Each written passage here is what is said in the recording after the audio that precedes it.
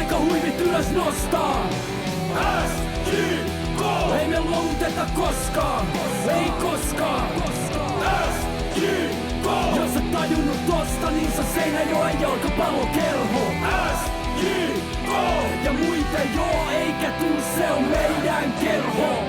Pallo keskelleen ja menossi aika, mutta odotuksen kentällä teoiksi oltiin sitten kotona. Have you got anything to say, Jules? You normally have a comment about the No, I don't. I was waiting for you, you were waiting for me. Oh, okay. Well, you start with my Mark. Boy, I'm Mark. And I'm Jules, and this is the Seinäjoki Football Supporters Podcast, bringing you news, reviews, and interviews from SJK Seinäjoki. But we're doing it in English for an international fan base. So, what's in this week's show, Jules? Well, we're going to look at Thursday. Yeah, we are. Yeah, the FA Cup semi-final loss on penalties. 20 penalties, was it taken? A lot. Yeah. So we'll look at that. And then look at some news, some players coming in, and we'll look at the next game on Monday. These, I mean, I don't know how the players feel, Mark, but we're having to knock out these podcasts pretty quick. So, there are certain times of the year where I just get on my knees and say, "Won't somebody please think of the poor podcasters?" Before we talk about the game, we recorded a little something at the ground before kickoff. That was when we were all happy. And optimistic. Yeah. Well, I wasn't actually. Well, let's see what you predicted. Yeah. Okay. So, pre-match build-up. Just reading out the names. Feeling bad for leaving. How are you feeling, Mark? I'm excited again. I'm kind of positive. I've got over last week's disappointment. Speaking with Pura on the Finnish football show yesterday, he's confident. Stevie's confident. Mm-hmm. It kind of rubs off on you a bit, doesn't it? Yeah, it does. It does. What about you? I'm still not confident. Are you not?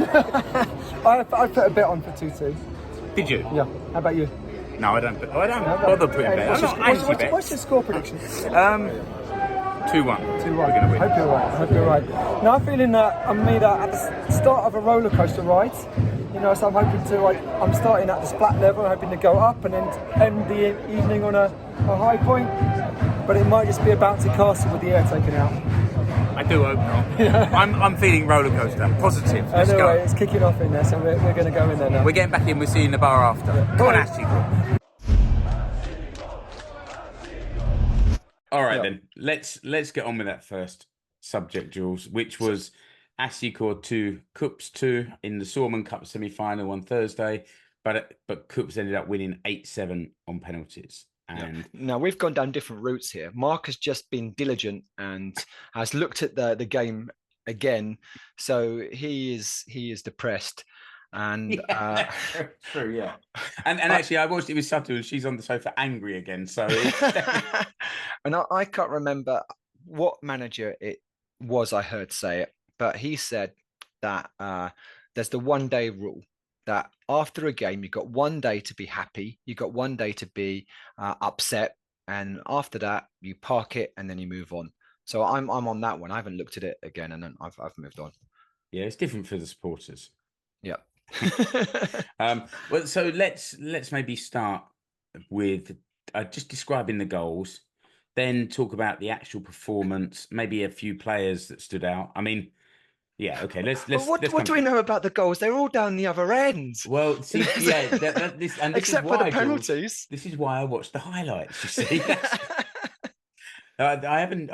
To quote Kamala Harris, I haven't just fallen out of the coconut tree. I've been doing this for a few years, so I know what's needed. I've still got a bump on my head where I fell out of the coconut tree. First of all, it was an unbelievable game. It's one that you won't forget. And there was a lot going on there. But let's start with just talking about those goals. The first one for Jaime Moreno to make it 1-0 to SJK. Oh, Jaime Moreno. Oh, Jaime Moreno. I'm not going to get down on my knee on the podcast and do it.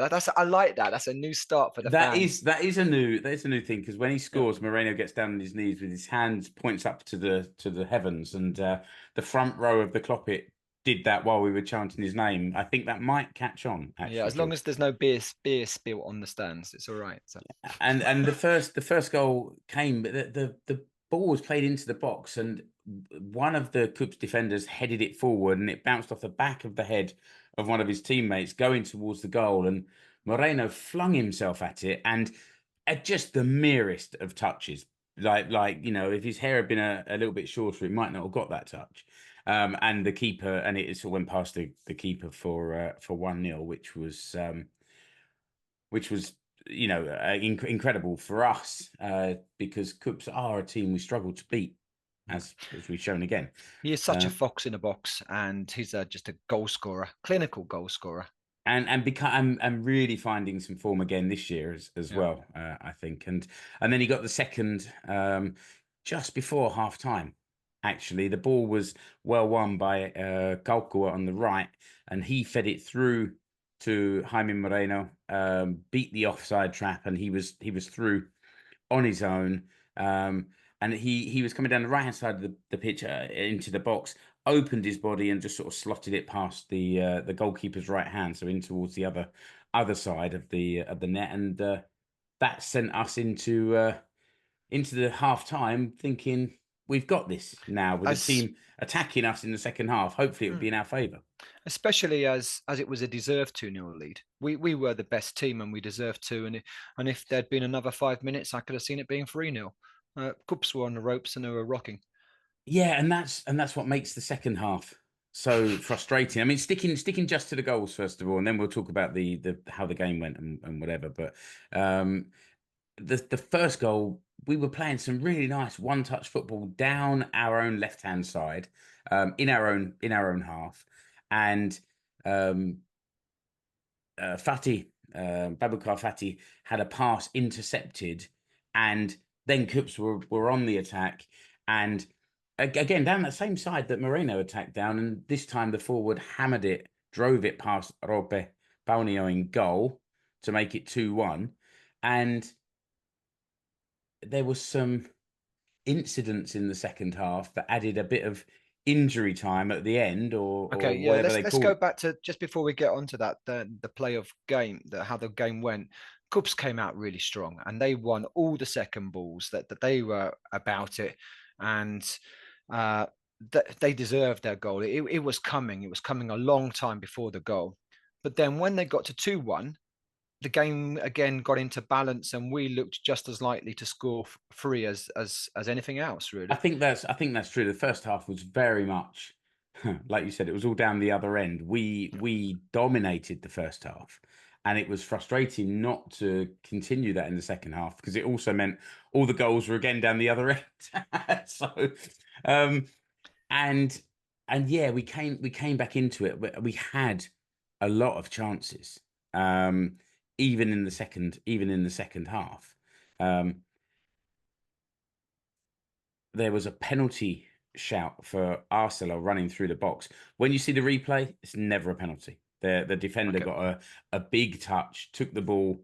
Now he's coming across the box, and the defender poked the ball forwards. It's like a 90-degree change of direction before he clipped the player. We didn't notice that on the night. Sorry? Can we say a bit about VAR? We can, of course, yeah. So all of those who don't know Finnish football, we don't have VAR, but for the Cup semi-final, the Finnish FA decided to put it in, and I can say it thoroughly, not thoroughly, it detracted from my game experience. Both goals that went in, I couldn't celebrate fully because I was thinking they're going to call that back, they're going to check VAR, something like that. So VAR didn't improve the quality of refereeing, but it did take away from the match day experience. And we didn't have really any big controversial decisions, but there were a couple of times where the ref put his finger to his ear, and you think, oh, is something going to happen? There were some controversial decisions or controversial things going on, but it's got nothing to do with VAR. No, that's true. That's what I mean. Like, we weren't sitting there waiting for them to make some kind of decision. Like the referee, as Billy, who doesn't listen to this podcast, told me after about the first 10 minutes of the second half, the referees lost it. Yeah. And he did. And referees, they're human, and he was having. I mean, what got me going is when he booked Lewis Strapp for me. I thought it was for putting a cross in and it hit the player's head. It looked like that way, didn't it? Yeah. Yeah, but then, okay, if it was for dissent, he doesn't understand what Lewis Strapp says. He's Scottish, for crying out loud, you know? You're going to tell me the referee maybe understood one word and thought it was dissent, you know, but he doesn't understand. And also, when the referee, when he gave a yellow card, was it for Streng, for clipping the goalkeeper, their goalkeeper, who was in our half? He couldn't have seen that. And if he was watching it, then he was watching the wrong way.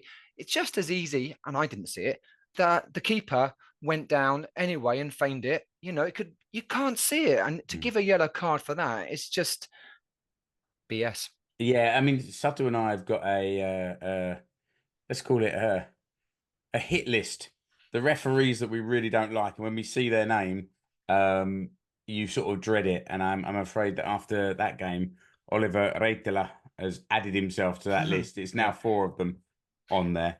It's a difficult job, refereeing. It's a difficult job, and you know, I think they're part-timers here, so I understand it's not easy for them. But for us as SJK, we've got to take the referee out of the game. We've got to win so convincingly that the referee's input doesn't have an impact. Yeah, and I suppose, I mean, I feel like we're all over the place. Yeah, sorry. No, it's okay, because I think this is how a conversation about football will go, because we had in that second half. I mean, I wanted to make a mention of Kelvin Pires, who had 3 chances in the first half. One was a header that I think actually came off his shoulder and just went over. He had a drive from the edge of the box that was just over, and then just before half time we had a free kick right near the center line, and it was a free kick. It was a foul on our player. There was a bit of a delay. Then when he took it, he just ran up to it and shot, and it just landed on the roof of the net. And I thought he'd miskicked it trying to find a forward. Didn't you think he was passing it back, Jules? And then we realised that actually that was a shot. Geez, that was a really good effort. Yep. But it's still in the second half, between their goals, we had chances. I've just seen them now. There was one really good ball into the near post, and Kasper Parnanen got a good connection with it. It was just saved. Then Otto Kempäinen came in from the right-hand side and had a shot that went just over the bar. And even then, in the 122nd minute of the game, there was one of these trademark long throw from Lewis Strapp on the left. The keeper dropped it. He didn't make many mistakes, but he dropped it. And SJK managed to get a shot, but again, it was blocked by a defender and over the bar. So there's been some comments in WhatsApp groups about, I can't believe how badly SJK played in the second half. And while KuPS were in the game more, we still had chances. We haven't even mentioned the red card. I think this is the thing I found most disappointing, was that we had a red card for KuPS. Was it like the 80th minute? 80th minute. Yeah, exactly. For two fouls, 2 yellow cards. The second one I just saw was he basically grabbed the SJK player and sort of pushed him away. It wasn't a nasty, but it was stupid. It's a stupid way to give away a free kick. It's a very stupid way to get a yellow card. But when it's your second yellow card, it's like idiotic. And we just couldn't make that extra man change. Well, I mean, KuPS just sat back and tried to catch us on the break, and it's hard to break down when there's 11 players behind the ball, and it's just as hard when there's 10 players behind the ball. And we had shots on goal, but their keeper did all right. So I mean, it changed their plan. They just sat back, and for the 2 periods of extra time, then we were pushing all the way, and they had a couple of long, but they were playing for penalties basically, or trying to catch us on the break. So Satu said actually that the red card merely evened out the sides because they had the ref on their side for most of the game anyway. Yeah. So then it went. Well, then we're coming up towards the end of the extra time. Oh, where are we now?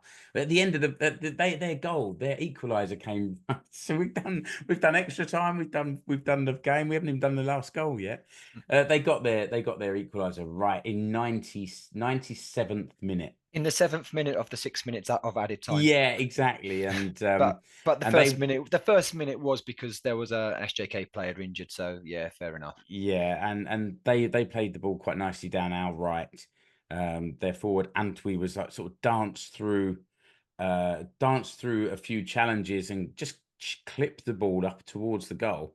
And when you see the highlights, it takes a deflection off a defender's knee, which puts it sort of over the shoulder of Falu Ndai, who's standing on the line. And it's like, oh, just give us a break. We just didn't quite get the breaks. No. We made the chances. But at the end of the day, I know you don't want any swearing on this, so 2-0 and we it up. Yeah, we did. Yeah, that was at the end of that. We got and what I'm hoping. Okay, do you want to do the penalties and then I'll say what I hope for this means for us? Well, I don't necessarily think we need to Good. I don't talk through every individual penalty. Can we just say that it went on for a long time and we lost? Yeah, I mean it finished 8-7. So we missed 3, they missed 2. There were some. Well, there was one unfortunate one for Villa Tikkanen who slipped and it ballooned over the bar. What I would say to Villa is or something else. Yeah, you're now in the club with John Terry and David Beckham, so there's players out there that have had the same situation. So let it go. That doesn't penalties are lottery. If you don't score them, at least you got the bottle to stand up and take it. On a football podcast, Jules, I think we can say the word balls because we can do. Yeah, it's like football. Yeah, at least you've got the footballs to take it. Yeah, and there were a couple of good saves, and there were some very good penalties taken there. So if you're a neutral, you're enjoying that. We were behind the goal and great entertainment. The whole thing.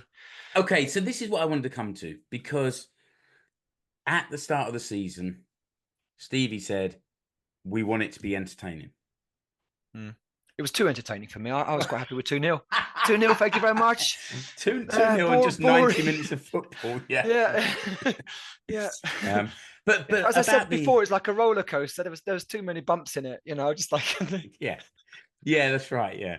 And remember Stevie's comment that it's frustrating. This in the last episode, he said to me that it's frustrating. We can be peak Barcelona one week and then peak Bournemouth the next game. In the same game, actually, this time. Well, yeah, but that wasn't what happened on Thursday. What I mean is for the first 20 minutes of the second half or 15 minutes, then KuPS bossed us, and we shouldn't let that happen. And that's where the game was drawn, and then not actually, but that's when they got back into the game, and that was the decisive moment. And that's at penalties. They won the flip of the coin. But the performance, Jules, like some of those, I tried to think after who was my player of the match for SJK, and I couldn't choose one. No, there were so many players that had such a good game that day. It's frustrating. I sent a message after the game saying, I'm gutted about the result, but what a performance. And I named 3 players in that message to you guys, and there could have been another 3 on there. I thought Puru Hannala was immense. He was everywhere. Yeah. He's such a skillful player, but then also fighting for the ball and closing down, and just like he was everywhere there. And it was such a shame that his was one of the penalties that was missed, and he was, you could see on his face. I mean, we were supposed to meet him after the game to talk about it, and we all wanted to go home, and we just messaged him and said, "Look, let's do it another day. You don't." The game went on much longer than Yes, exactly. we were planning as well. So school night. But I thought also Jaime Moreno, he worked so hard up front. I got the 2 goals, but the way he was working up front there, Arcelo in the middle of the pitch was incredible. Pires and Tikkanen at the back, they're just everything. Yeah, the way we played, the way we moved the ball around. There's a little bit of passing at the back, and then it goes diagonally that way, or goes down the line. It's so much more dynamic, and I think we got a an exhibition of Grieve Ball on Thursday. Okay, against the team as well. We're at home, which is one thing, but against the team that's top of the league and probably are going to win the Finnish championships this year. So we can at home we can beat anybody. Oh, I'll bring them all on. We'll beat them all at the same time. In the previous episode, I said that I'd quite like the final to be SJK versus Haka because both teams are fairly close to Tampere. It could be a nice, busy final. And Haka managed to lose the other semi-final, so I got that completely wrong. The final will be KuPS versus Inter at the OmaSp Stadion in Tampere, and we don't have to think about that anymore, Jules, do we? No, no, don't care. We got the Veikkausliiga. One thing. Yeah, well, so before we go on, the atmosphere was cracking. Oh yeah, absolutely cracking. Yeah. And one thing I'd like to say, the boys at the back. So there's an under 18 section in the back of the Kloppit area. So there's generally under 18s there. They were making a lot of noise and they were banging on the back of the stadium. More of this, please. If anyone gets a message to them, more of this, more often. Every free kick, every corner. That I like that noise. That was good. But join in with the songs that Oskari is leading. There was a little bit of trying to start other chants, and there's nothing wrong with that. But let's all sing together. They were shouting out requests, weren't they? But, well, that's okay. That's true. That's true. Yeah. They were.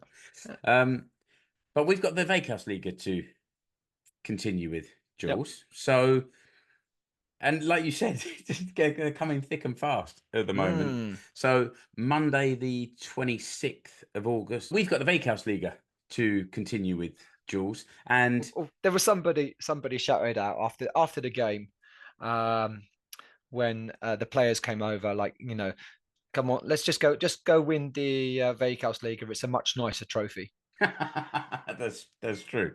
Yep. That's true. And I think we shared the other day a picture of you with the Suomen Cup. The viewer will be able to now see a picture of me with the Veikkausliiga trophy from about 9 years ago. So there you go. And there's like 2 more games left in the main part of the season before the table splits, and we're playing against Gnistan from Helsinki.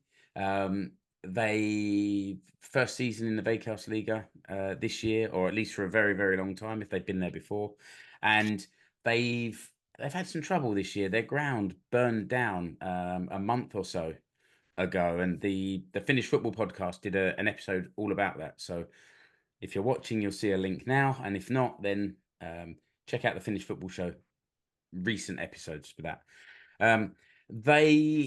They came up last year, Jules, I think because other teams weren't able to take part in the Veikkausliiga. Right, were they third in the league? Yeah, I think something like that, or lost the playoff and then still came up. So,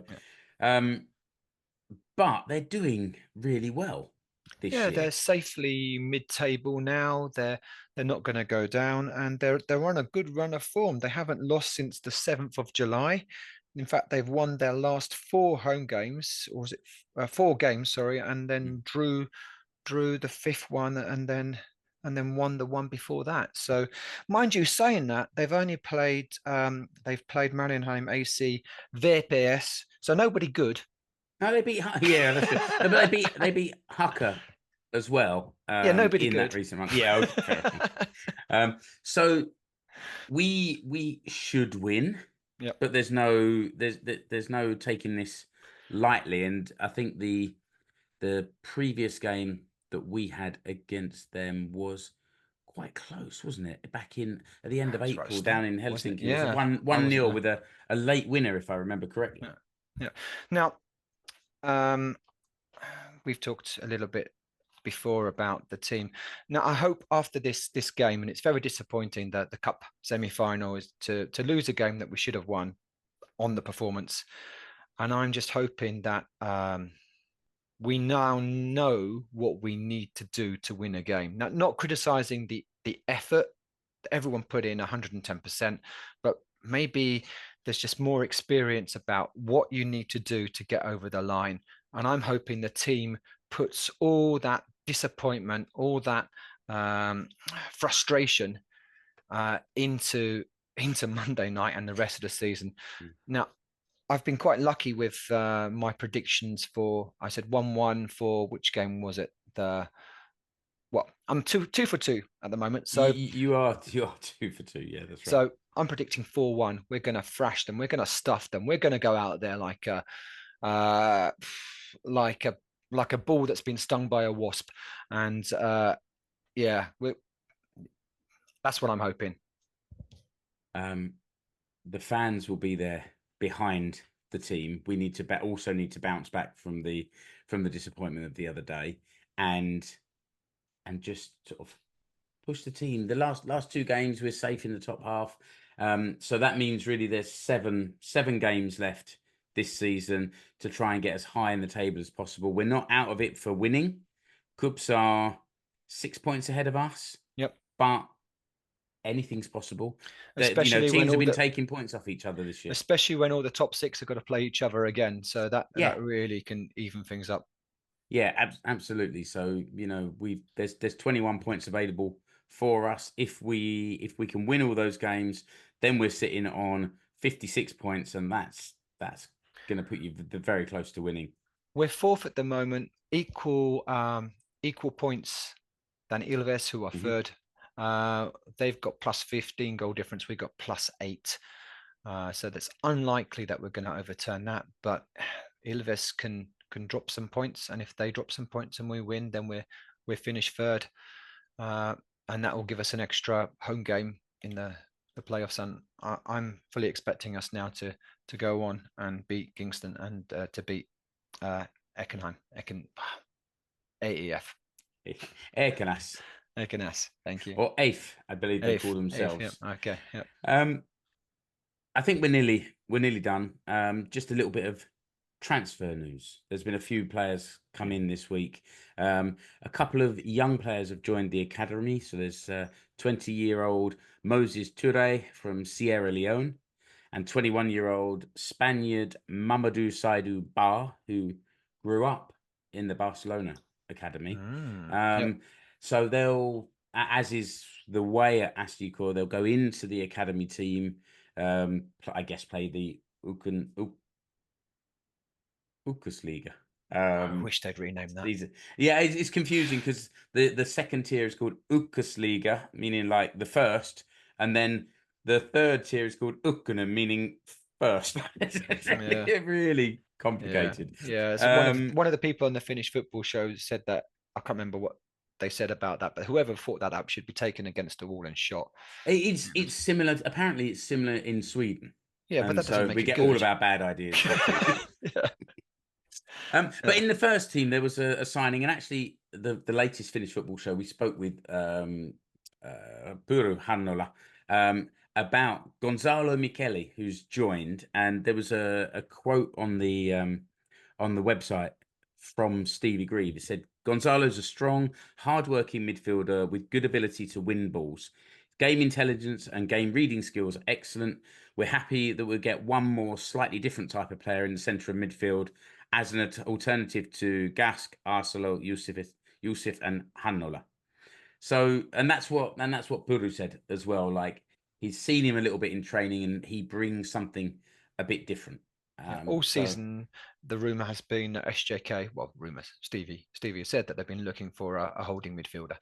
And so hopefully that's been found. And hopefully if they've waited this long, then he's good, rather than that they've just got desperate and brought someone in. And I'm sure not, because there's Jules, there's people listening to this show that were involved in that decision, so we have to trust that they very much know what they're doing. Yeah, I've just got to bring my pessimism in every now and again, keep it okay real. So note to Stevie and Paul, it was Jules that was pessimistic and not me, so when you see him, you can have a word with him. No, it might be. I said there's 2 options, and you've jumped on the negative option. I was saying hopefully he's what we've been looking for the whole time.